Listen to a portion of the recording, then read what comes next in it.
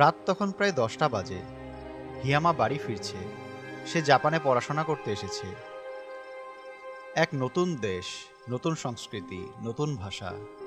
এই অপরিচিত পরিবেশের মাঝে প্রথম দিকে নিজেকে একটু অসহায় লাগলেও ধীরে ধীরে সব কিছুতে অভ্যস্ত হয়ে উঠেছে। জাপানি ইউনিভার্সিটির জীবন তাকে মুগ্ধ করেছে। প্রতিদিনের ক্লাস, নতুন জায়গা ঘুরে দেখা, এই অভিজ্ঞতাগুলো যেন তার জীবনে এক নতুন রং এনেছে। ইউনিভার্সিটির সবাই খুবই বন্ধুপ্রিয়। প্রতিদিনই তারা হিয়ামার সাথে গল্প করে, বিভিন্ন ভূতের গল্প শোনায়, আর মজার মজার সব কর্মকাণ্ড করে বেড়ায়। জাপানের জীবনের প্রতিটি মুহূর্ত যেন তার কাছে একটি নতুন রোমাঞ্চ নিয়ে আসে। তবে আজকের দিনটা একটু অন্যরকম। আজ যেন চারপাশের বাতাসেও কিছু অদ্ভুত অস্বস্তি লুকিয়ে আছে। দিনটি শুরু হয়েছিল সাধারণভাবে, কিন্তু আজকের ইউনিভার্সিটিতে অনেক কাজ ছিল। নতুন ছাত্রছাত্রীরা আসছে, তাদের নবীনবরণ অনুষ্ঠান সামনে। স্কুলের সিনিয়রদের উপরে কিছু দায়িত্ব পড়েছে, আর হিয়ামার উপরেও পড়েছে সেই অনুষ্ঠানের আয়োজনে কিছু কাজ। কাজ শেষ হতে হতে অনেক রাত হয়ে গেছে, যা তার জন্য মোটেও স্বাভাবিক নয়। হিয়ামা সাধারণত ইউনিভার্সিটি শেষে তাড়াতাড়ি বাড়ি ফিরে যায়, কিন্তু আজ রাতে নিস্তব্ধতা তার মনের ভিতরে এক অজানা ভয় সঞ্চার করছে। হাঁটতে হাঁটতে হিয়ামা চারপাশটা পর্যবেক্ষণ করলো। দিনের চেনা রাস্তাগুলো যেন রাতের অন্ধকারে অন্যরকম মনে হচ্ছে। দিনের বেলা কাজ করতে করতে বন্ধুদের সাথে আড্ডাও চলছিল। সেই আড্ডায় এক ভয়ঙ্কর গল্প উঠে আসে। কুচিসকে অন্নাকে নিয়ে এক চেরা মুখের মহিলার গল্প। এই কাহিনী নিয়ে ইউনিভার্সিটির বন্ধুরা খুবই সিরিয়াস, কারণ এটি পুরনো জাপানি কিংবদন্তি। গল্প অনুযায়ী কুচিসকে অনা রাস্তায় ঘুরে বেড়ায় এবং পথচারীকে থামিয়ে জিজ্ঞাসা করে, আমি কি সুন্দর? তার মুখ ঢেকে থাকে মাস্কের আড়ালে। যারা হ্যাঁ বলে তাদেরকে সে মাস্ক খুলে তার চেহারা দেখায়, তারপর আবার জিজ্ঞাসা করে। কোনো উত্তরই তার হাত থেকে বাঁচাতে সাহায্য করে না। ফলাফল সর্বদা একটাই, মৃত্যু।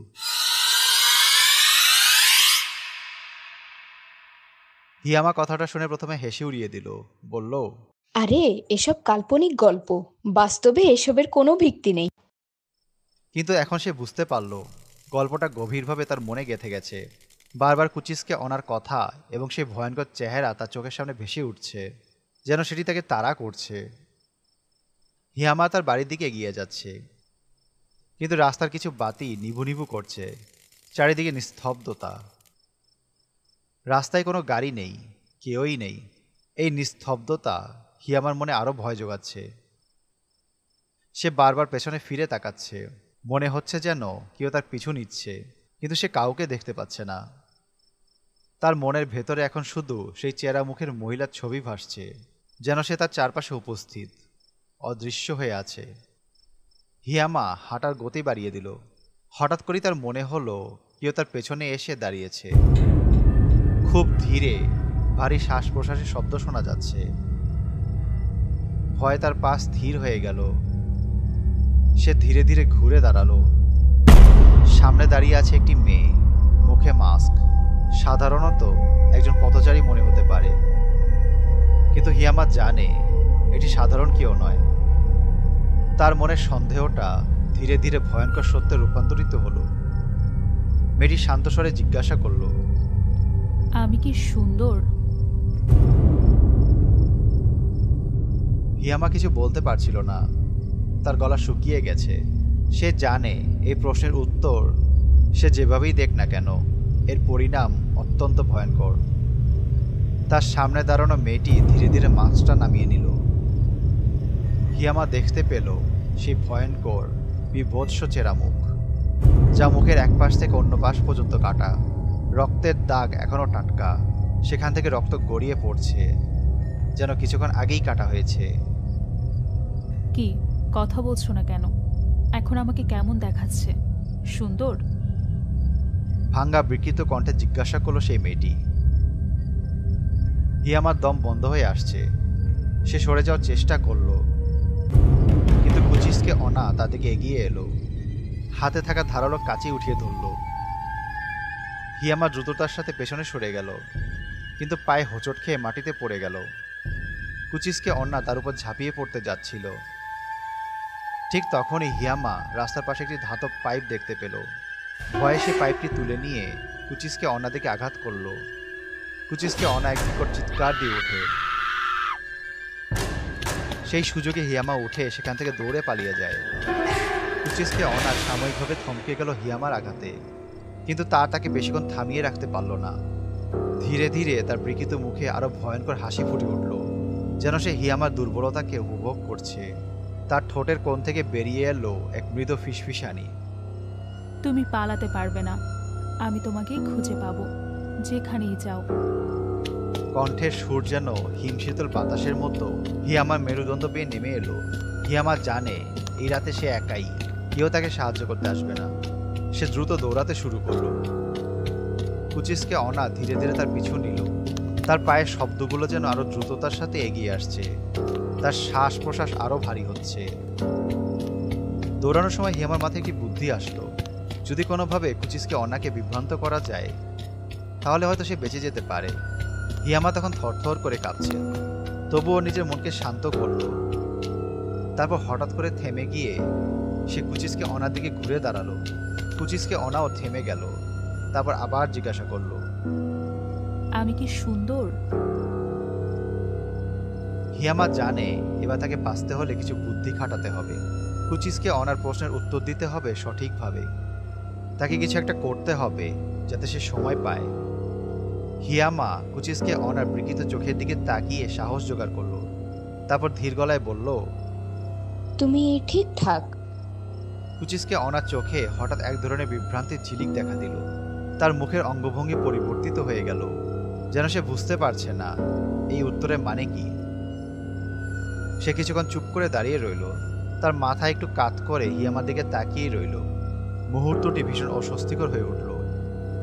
হিয়ামার শরীরের প্রতিটি লোমকূপ দাঁড়িয়ে গেল। এই সুযোগে হিয়ামা তাড়াতাড়ি ভাবতে শুরু করলো। ঠিক তখনই হঠাৎ আশেপাশে কারো ভারী পায়ের শব্দ শোনা গেল। হিয়ামার দৃষ্টি ঘুরতেই দেখতে পেল এক পথচারী আসছে।